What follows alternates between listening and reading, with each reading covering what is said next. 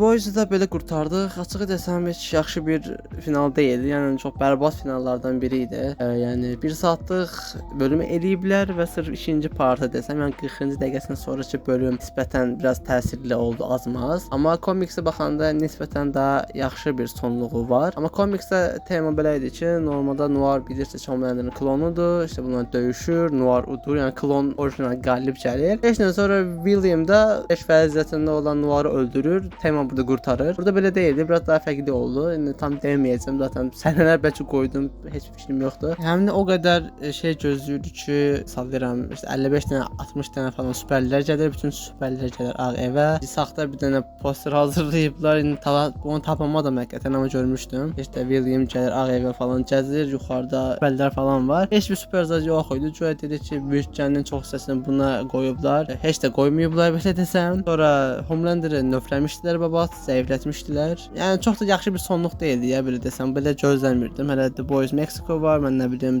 Soldier Boy'un serialı falan var. Yəni bilmirəm bunlar necə olacaq. İzləyəcəm, amma buna baxanda heç yaxşı bir sonluq deyildi.